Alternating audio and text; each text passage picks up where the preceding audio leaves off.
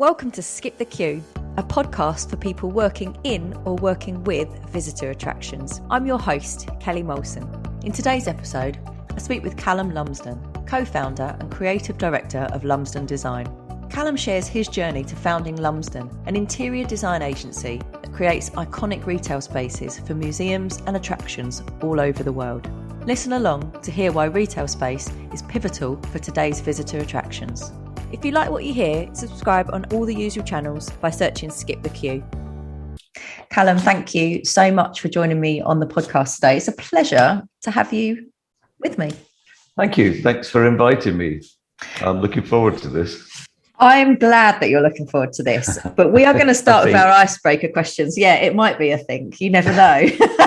So at the start of every podcast, I always ask a few icebreaker questions to our guests. And mostly they're really stupid and just a chance for us to find out a little bit about you. So I would like to know, when you were a child, what did you want to be when you grew up? Oh, that's a good one. What did I want to be? A rock star. Oh, really? Oh, yeah. Okay. And did you ever come close? I managed to get a flute from school. And I was big into a band called Jethro Tull at the time. So what I do, Ian, can't remember his last name, he used to stand on one leg and play a flute. That's as far as I got. Oh, right, okay. I mean, can you do the one-legged flute playing? I mean, maybe I can do the one leg, but not the flute.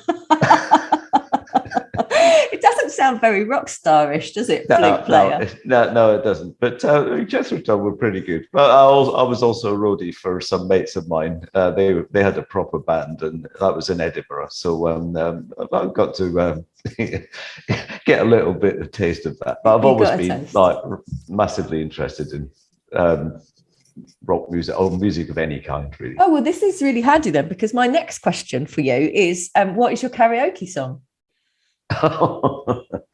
It's got to be Sweet Caroline. Yeah, it's a classic, isn't it? That's the one, because you can get everybody joining in on it, because nobody knows the words, but like they get the but. So that always works. That's the key to a good karaoke song choice, isn't it? Pick something that everybody else knows, so you're not the only one singing. Or thinks they know, yes. Great. Okay, last one. If you could switch lives with anyone for a day, who would it be? Somebody who's just starting to go to art college. Well, that's a good choice. Is that because you would be full of the wisdom that you have now, or you would want to go in a different direction? Yeah, it might take me in a different direction of what I originally wanted to do, which was to be an artist. Interesting. Okay, maybe we'll talk a little bit more about that. Firstly, though, I want to know about what your unpopular opinion is. Here's one. I think musical theatre is the most unattractive part of the creative industry. I absolutely hate musicals. Come on, bring it on. I love it. Oh no, really? What is it that really upsets you about it? I just think it's so pretentious and naff and horrible. Isn't it the naffness that makes it great, though? Yeah, and I just love, I'm surrounded by people who love musical theatre, so I really like winding them up about it. Do you get dragged along, though? No. You point blank refuse. Yeah. Oh, yeah. I wouldn't even think about it. People don't even think about asking me, because I'll just sit there and be embarrassing. So you wouldn't, not even a little Mamma Mia trip would inspire you? Nope. No. I had really high hopes for this interview. I thought we were going to get on so well. Sorry, is that the end of it? We're done. You can leave. Yeah, get out of my podcast booth. Yeah. And let's not get onto ABBA either. Oh God, can we not? Because that'll go right off. There's a lot of people listening to this that love ABBA and a bit of Eurovision as well. So Sorry, everybody. All right. Well, we'll park that then.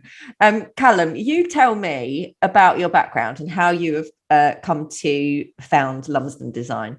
Well, it started by me going to art college. The art college, I ended up studying furniture design. Then I went to the Royal College of Art to do what was then called interior architecture. And that opened me up to all manner of different people and processes, etc. And then when I graduated, I knew most of the people in the fashion department, and they went off to work for various retailers. And their bosses started saying, is any of your mates any good at interior design? We've got a shop to design. And lots of them said, oh, I know this guy called Callum. Give him a shout. So that got me into that. So I've been designing shops ever since then. Wow. So that's how it started. Yeah. And so how long has Lumsden Design been around? Well, it's been in a few different variations, because when I left the RCA, I worked for myself, and then I went to work for various retailers in-house, such as Jaeger, for instance. But I was also freelancing myself. And then I eventually joined various big design companies. And then I formed Lumsden Design Partnership, it was called, 35 years ago, something like that. It's the longest job you've ever had. Well, yeah. And that has gone through various different formations. I did merge with another design company for a couple of years, and then I started what it is now, which is Lumsden Design. Although we're getting rid of the design, just calling it Lumsden now. I like that. That's quite rock starry, isn't it? You just got the one name now. Well, yeah. I mean, it's keeping the Lumsden name is had its advantages, but there's also disadvantages. Because I mean, how long can Lumsden isn't just me. I have a team of people, a great team of people. Everybody has to be part of all of that, and clients need to understand that I can't be there on every single one and all of those kind of things. So this variation, which will stay the same, probably goes back to 2010. Yeah, so 12 years in this kind of the way that we're doing it now. Yeah. And so it's really interesting the way that you've kind of, because this podcast is obviously for people that work in and for the attraction sector. Yeah. And you have kind of evolved a little bit over the years, haven't you, in terms of working in that sector? So that wasn't what you set out doing, was it? Yeah, there's a bit of happen chance that's gone on. I mean, the route to where we are now started probably in the year 1998. When we pitched for the retail for Tate Modern. And I'd always done retail, but I was asked to pitch for Tate Modern. I presume that you've been there, or people that are listening to this know it. And we won it, and I had no idea about the importance of retail to the cultural sector. And that opened in year 2000, 22 years ago, believe it or not. And then that got me into this sector. So I started, Tate Modern kicked it off, and then it was people like the V&A, the Natural History Museum, the Science Museum. So I started spinning into this, and then that went into loads of different places. And I'd always worked in retail, but retail, if you take mainstream retail, it's about, from a design perspective, you come up with a concept, you build it, and if it's successful, then it gets repeated again and again and again. The Americans call it cookie cutter. If you think of Gap, whichever Gap you see, it looks exactly the same. With this sector, every single client is different. And then eventually took the decision that we would just concentrate on that sector. And the route to visitor attractions was winning the Warner Brothers project in Lumsden, just outside of London, doing the retail for the Harry Potter The name that everyone always gets wrong. Tour. Yeah, it's the Harry Potter Studio Tour. It's the Warner Brothers Studio Tour. The making of Harry Potter. We had Jeff Spooner on. Yeah, sorry, Jeff. Sorry, Jeff. But he said everybody gets it wrong. They either call it the Harry Potter Tour or the Warner Brothers Tour. It's always a different name every time. And it's interesting connection with the route to get to there, because the reason that I got contacted about pitching for that project was a couple of the directors from Warner Brothers in LA went to the British Museum, and we'd done all the retail for the British Museum. And there's one of the library rooms in the British Museum is called the Grenville Room. When you walk into the British Museum, you turn right, and it's where all the high-end products are sold, everything from statues to jewelry to watches, and it's got loads of books. And how Harry Potter is that? And they said to the guy who's in charge of British Museum, commercial side, who did this? And that was me. Well, me and my team, and we pitched for it and we won it, and that kind of started us into this amazing journey with Warner Brothers and various other places. Oh, I love that. It's a really. I wanted to ask you how you became specialist, and I love that you've said it's kind of like a catalyst process, because that's kind of what happened to us as well. We won a big project for an existing client for Pernod Ricard. So we worked on a project for the Plymouth Gin Visitor Centre. Mm-hmm. We created their ticket booking system and their website. And it was such a brilliant experience going through that, to understand about kind of the experience economy and visitor experience and visitor, how you take somebody on a journey through that. That was the catalyst for us. That was a really exciting project. And it was a world that we just thought we want to be more and more involved in. And it's really lovely to hear that was kind of a similar effect to you. It's brought you into this incredible world of it's fun, isn't it? All of these things that we work on, they're really fun. Yeah. And that's what's interesting about all the clients that we work with. They're all entirely different, we've kind of got a who's who of clients. Abbey Road. Everybody in the world knows Abbey Road. You can talk to somebody from China and they'll know what Abbey Road is all about. And that's about as much about a visitor experience as the studio tour in Lumsden. So I've got quite a few questions for you today, but I just want to touch on what you said earlier, because you were talking about Gap and the cookie cutter experience of their stores. So with that, I guess people work out what works and they just replicate it.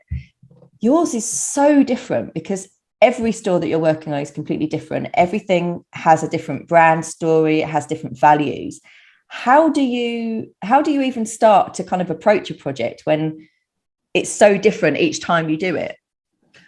It's a very overused word, but immerse ourselves in that brand as much as we can. We sit down or walk around and just talk to people, observe, find out who the visitors are. Are they fans? Are they school kids? And that's the difference in this sector, because if you go to, say, a high street brand again, you probably got, every retailer will say, well, our core customer is, for the people that we work for, there is a kind of bit of a core customer, but actually it can be anybody from 2 years old to 82 years old.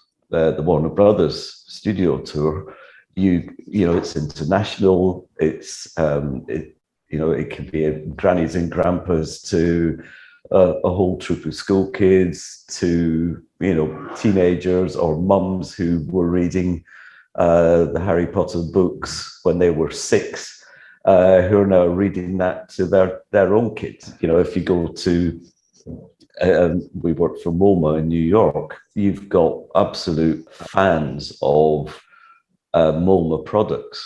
The New York dinner set will go and buy their china and their cutlery for their at the New York design store, MoMA design store. Go across the road to the museum itself, and you'll get a tourist who's come from Austria. Because actually defining so understanding that is completely different every single time. The National Theatre that we did in the South Bank, the shop there was the bookshop that you went to find a particular book on a particular play. We changed that around to actually make it about stories about the productions that were going on in the theatre itself, and they have 3 or 4 at one time because there's lots of different theatres, and to help the retail team there design the products that will fit that store, but still have the bookshop at the back, because they weren't making any money out of that, but they are making money out of the products. Right. And understanding how, because it's not just about making the spaces look great or seamless, which is another part of what needs to be done, but it's also they've got to make money. They have to increase revenue. That's why they're there in the first place. Apart from everybody expects to go into, I hate the term gift shop, but but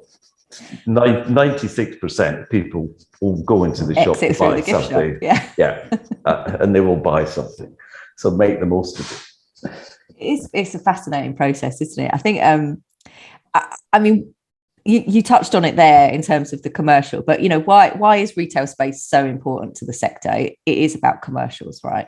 Yes, it is, but it does have benefits as well. I mean, visitor attraction is slightly different to the cultural sector, because the cultural sector, the money that's generated goes to the curators to help them buy the objects that they want in their collections. And it also helps in the education part of what they do, and the events and everything else. I mean, if you take MoMA, their retail turnover is $52 million per year. That's a lot of money. That is a lot of money. Yeah, I'm not able to tell you what Warner Brothers is, but let's say it's really quite successful. But that goes back into them to be able to develop the next part, because a studio tour never can't stand still. Everybody has to look at, all right, what we're going to do in the next year, the next 2 years, because they will repeat visits. So to be able to do that, and to be fair to Warner Brothers, they also put a lot back into the local community, education as well, developing their staff, all of those kind of things. So there's a whole load of other aspects to it. So the money that's generated, is really important to everybody. Yeah, completely. How does it help to sustain their visitor engagement? So what part does retail play in making that visitor maybe come back or be more engaged with the brand? Well, again, the retail offer is down to the merchandise. The merchandise has to be looked at as creatively as possible in terms of, okay, what else can we do that will grab people's attention? So, there's an introduction of hampers at Warner Brothers for Harry Potter. So you could actually take a whole Harry Potter based hamper with loads of product in it, and so you've got a whole set of something that was introduced, and that's been really important. That's been a really successful one. Personalization, doing lots of different things to actually make a wand that's just for you, or all of those kind of things. And personalization is becoming really, well, it's there. It's become really important also in the cultural sector as well. where you can get your own name on it. You can have you can get things custom made according to because people like Adidas and Nike, they're doing that. You can get your trainers personalized. All of that needs to seep into the sector that I work in as well, and that's becoming really successful. Yeah, and I guess some of the retail spaces that most of the retail spaces that you've designed, they almost become experiences in themselves, don't they? You're like a mini attraction within an attraction. Well, a lot of, there are there's quite a lot of stores that we've done that people go to, but they don't go into the museum. Tate Modern is one example. MoMA is another example. But that's not the point. The point is that what is being sold and how you actually design that store needs to reflect the brand of the institution that it's part of. And it should be, in our view, a seamless thing. So you shouldn't feel, all right, well, I'm now going into the shop. It should feel that it's part of the Harry Potter experience, or the museum, or the theatre experience, in terms of look and feel. So that means that the space could be inspired by, for Harry Potter, it's about the props that are in there, referring to Diagon Alley in terms of how the look and feel of the place.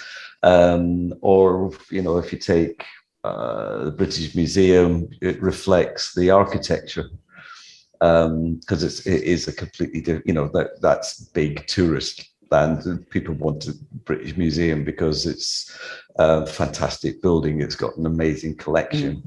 Everything that's in the shop is telling stories about what they've just seen as they've walked around the museum. And that's what they want to take a piece of. They want to take that memory away, either for themselves or to buy for somebody. And that's where the click happens between retail and the actual experience of walking around the rest of the building, etc. So I would love to know the process that you go on when you start to work with a visitor attraction. You touched on it earlier about kind of immersing yourself into who their clientele is, who their customers are, who's going to be visiting. Yeah. But can you share the process that you take the kind of cultural institution on, or the attraction on? So things that they need to think about, or research that they need to carry out if they're going to go through this process with you. Well, most of the institutions that we work with, or the companies or the brands, they have their research anyway. So the demographics, for instance, will be well and truly looked at by, without exception, actually. There's usually something, except when it's a brand new, we haven't done this before. That's usually very interesting. We did the stores for an amazing new museum that's been built in Hong Kong called M+. That's M with a plus sign, which has the largest collection of contemporary visual culture in Asia. It's an amazing building. It's taken something like 20 years to finally come to fruition. We've been working with them for 5 years. It opened last November. Sadly, Hong Kong is closed because of COVID, etc. So I haven't actually been able to visit what we just sweated tears over. Oh gosh, that must be really hard to not be able to see it. It's really difficult. Yeah. But they are anticipating people from Hong Kong, but also most of, when they're allowed to, people from China, but also Asia. But they're also expecting other international tours. So deciding who was going to be the demographic for there was a little bit, hit and miss. Abbey Road was the same. They knew that everybody, so many people, tourist buses, etc., were rocking up to walk across the zebra crossing, and really upset London taxi drivers the whole time. But they had no idea people would actually walk into the building to buy anything. But it's been an enormous success. So you have to make assumptions. It's a long way around of saying that. But most of the time, the details of the demographics will be there.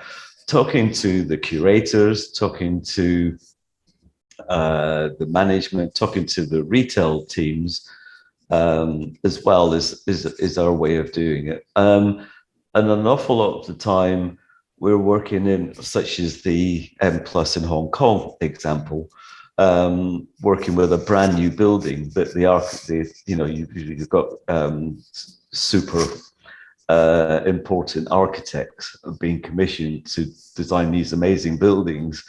So being allied with them in terms of their vision for the building is another part of what we like to understand. In terms of the materials they're using, the space they're going to give us, where it's actually going to go, because the location of a shop, it's not always exit through the gift shop. All of those. Are there other opportunities? So we look at all of that with the client teams that we work with, and then that starts to, for us, that's the kickoff point. Understanding what the merchandise is. A lot of the time that's being developed at the same time as because it actually takes longer to get merchandise together than it does to build a shop. Oh, really? Oh yeah. I mean, sometimes it can be 2 years. In museums, if you say somewhere like the National Gallery, if they want, their most popular product is the sunflower painting by Van Gogh, which they've got on everything from beer mats to fridge magnets, etc. Working to get permission to do that from artists can take ages. Yeah. Andy Warhol working at Abbey Road, trying to get the Beatles, the guys who are looking after the Beatles or Pink Floyd or Rolling Stones, they are super sensitive about, no, you can't do that. Or you can do that. It took ages for Abbey Road to really sort of get the products. They've done it, but it's taken a long time. Yeah. I wonder what they vetoed. No, you can't put my face on a tea towel. Well, I had an idea about Mean Mr. Mustard socks. That didn't happen. Disappointing. Yeah, I would have worn them.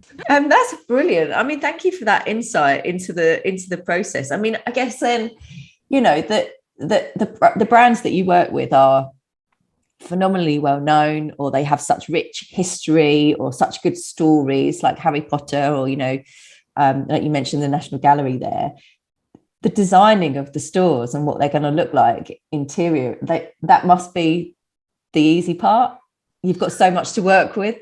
No, it's never easy, because there's lots of layers of people that you need to go through, and navigating that it can be quite interesting, shall we say? Because everybody's got an opinion, and there are quite a lot of boards involved in cultural organisations as well, aren't they? So you there's a lot of layers of people to come through. Well, yeah, and if you're working with a museum, you're working with academics, and they don't have conversations; they have debates, and inevitably that debate will mean there'll be 25 people in the room who all have to say something. And you come away with, was there a decision there?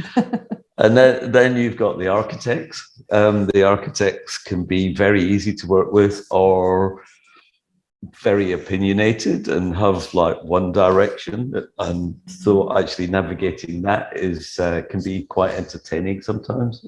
We did the V&A Dundee, which is an amazing building. That was designed by a Japanese architect called Kiyokumi. And they were fantastic. They were just so, yes, we'd like this. There was and everything kind of fitted. It was good, but there's other examples that I won't go on air about. I was going to ask you. Nose to nose. Without naming any names, can you tell us about an experience where you couldn't get what you wanted? I usually get what I want. All right.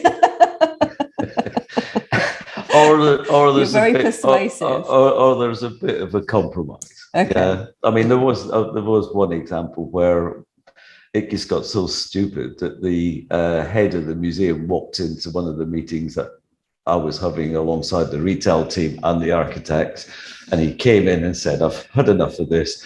The architect, you're no longer involved in this. Get out." Wow.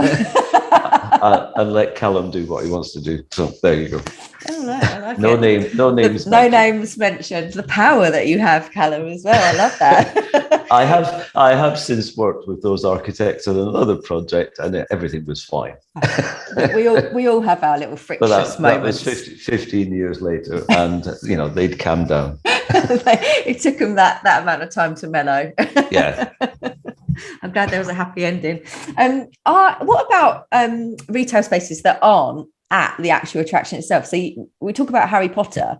I mean, they have retail stores all over the place. So Liverpool Street for me is King's Cross is the one for me, because obviously that is very pertinent to the film. So I will be queuing up to get waiting for my train to be announced, and I'll see hordes of people queuing up to have their photo taken with their trolley wedged into the wall there, and the shop there. Do you get involved in that element as well? So yes, we do. Yeah, we designed that shop, and that was a moment of genius by somebody else, a guy called Jonathan Sands. He saw the opportunity and he opened that up, and he eventually joined up with Warner Brothers. He's since moved on, but with those ones, we did that shop. We also did the airport shops, but because of COVID, that didn't work out.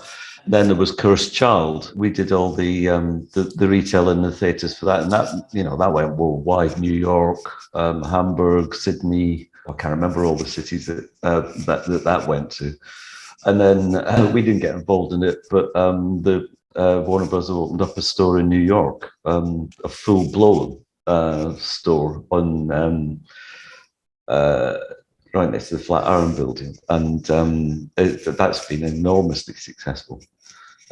We didn't get involved in that one, but there's the shops that Warner Brothers have done, but there's also the shops that lots of other people have done copies of. If you go to Edinburgh, you've got like 6 versions of Harry Potter shops. Yeah. Nothing to do with us. No claim on those. Someone once described a retail experience as a bit like a theatrical experience, not a musical theatrical experience, because we know how you feel about those. but ultimately, you're taking the visitor on a journey, aren't you, around the store, and you're making that a real experience for them. Can I ask you, and this might be like, what's your favourite child, but what has been your favourite store to design from that perspective? Definitely the Warner Brothers Legion store, because that's gone through a number of iterations as well. They've expanded it, we've moved it around, we've done different things. We've developed the restaurants and the cafes. That's been great fun too. Every project, because it's like recently opened, M Plus in Hong Kong has been a great experience, and that's an interesting one about where it's going in the sector, because within that, it wasn't just about a whole load of shelves with products on it. We had a number of what we called pavilions that were inspired by Hong Kong, and for instance, the central pavilion in the shop is a combination of a place where artists can do masterclasses and talk about what they're doing, and the retail guys are develop products based around the artist, or the artist has designed some of those products. And then there's another space where artists are given the market stalls in Hong Kong, which I don't know if you've been to Hong Kong, but the markets are amazing. And they're called, the stalls are called Pai Dongs. We based one of our fixtures on Pai Dongs.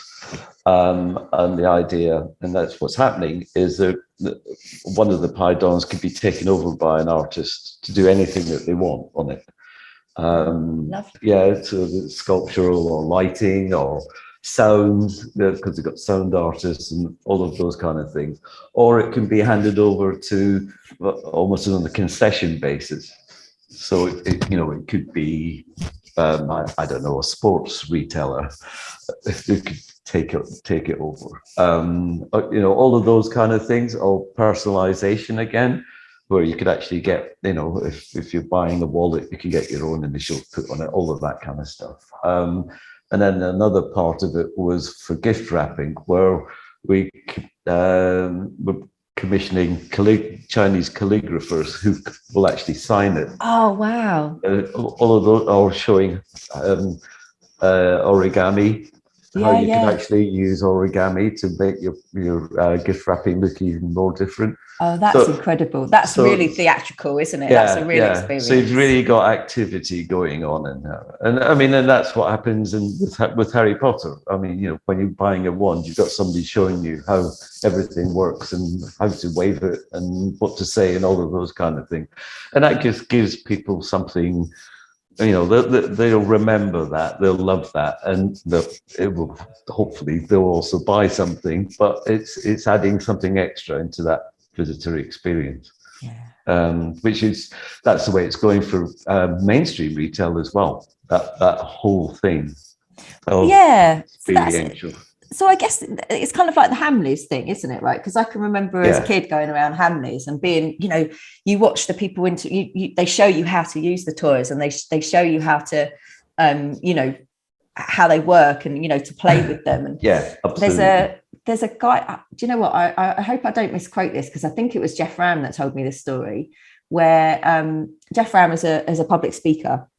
And he told me this story about how he just got mugged off he spent so much money in Hamleys because of somebody who was there, demonstrating the product. It was this, I can't remember. It was like some like paint blocks, and they were painting these pictures and then talking them through, and his kid was watching them paint, and she asked the child what her name was, and then she drew this picture with her initials and blah, blah, blah, and then gave it to her. And he was like, that's it. I have to buy that product now, don't I? I've got this picture that I'm taking home with me, but I've also got to buy those things, because my kid wants the magic. She's just seen the magic happen. Yeah. Well, I mean, if you think about it, you go down to a food market and you've got, the guys, come and get your apples and pears and all of that kind of thing. I mean, it's not new. It's the way that people have always been persuaded to buy things, or the butcher that will remember your name when you walk in and say, did you enjoy that steak last week? We've got a nice piece of, roast beef here. Or, it's interaction. It's not just about how great the shop is. It's to do with the staff, the product, the atmosphere, the layout. There's so many different aspects that we've got to work together. All the facets coming together. I think you've described that perfectly there, Callum. Thank you. We're at the end of our interview, which I'm quite sad about, if I'm honest. I've really enjoyed this chat. Nice of you to say. I always ask our guests a final question, which is about a book they love. But actually, I've got one more question for you. I would love to know, your list of clients is incredibly prestigious. Is there anyone that you would love to work with that you've not got your hands on yet? That's a good Hamleys. Hamleys, so okay. Yeah. There's some work that could be done there. Yeah. I think if you put stuff out in the universe, you never know what's going to come back, do you? Yeah. No, I just think there's I think it's if I ever get to speak to them, I'll you'll tell them. I think what Hamleys used to be and what it is now is in need of a little bit of TLC. All right. Well, universe, let's see what you can bring to Callum. Thank you for sharing that. All right. What about a book that you love, or something that you love, something that's helped you in your career? What would you recommend to our listeners? Well, I mean, there's a beautiful book by a fantastic illustrator called Charlie Mackesy. I think that's how you pronounce his name. It's called The Boy, the Mole, the Fox, and the Horse. And it's all illustrations, but with lovely little writing from him. And it's all about being gentle and kind to people. And that sounds a bit naff, but the illustrations are absolutely fantastic. I follow him on Instagram. And it's just a lovely, beautiful book that I came across it. Somebody else had it, and then somebody bought it for my birthday. And I've actually used it a couple of times when I've done talks, etc., to illustrate different things. I highly recommend it. Charlie Mackesy, The Boy, the Mole, the Fox, and the Hare. Oh, it is a wonderful book. You know it. I do. I also follow him on Instagram, and I have the book, and it is a beautiful book. And a number of people have recommended that book because I think it touched a lot of people at a really challenging time as well. I think a lot of people were drawn to that book during the pandemic, and it's become a bit of a staple in especially in nurseries as well, to be honest. A little bit of love and a little bit of hope that we all needed at that time. Lots of other people have recommended it as well. I thought I might have come up with something that nobody else. No, it's a good thing. I always think it's a good thing if people have recommended it because it's testament to that book, isn't it? It's a good thing. Yeah. So as ever, listeners, if you want to win a copy of that book, if you head over to our Twitter account and you retweet this podcast announcement with the words, "I would like Callum's book," then you could be in with the chance of winning it. Callum, thank you. Yeah, isn't that lovely? People can win your book choice. Okay. Thank you so much for coming on the podcast. It's been lovely to chat. We will put all of Callum's details in the show notes. We will put links to some of the case studies so you can see some of the incredible work. I'm sure most of you listening have visited many of the places that Callum has designed. So you will see firsthand what they look like, but we'll put links to the show notes and you can go and check that out. And if anyone has a connection at Hamlets that they would like to put Callum's way, pass it on to me and I will make sure he gets that. Thanks, Callum. Thank you, Kelly. Nice to see you. Thanks for listening to Skip the Queue. If you've enjoyed this podcast, please leave us a 5-star review. It really helps others find us. And remember to follow us on Twitter for your chance to win the books that have been mentioned. Skip the Queue is brought to you by Rubber Cheese, a digital agency that builds remarkable systems and websites for attractions that helps them increase their visitor numbers.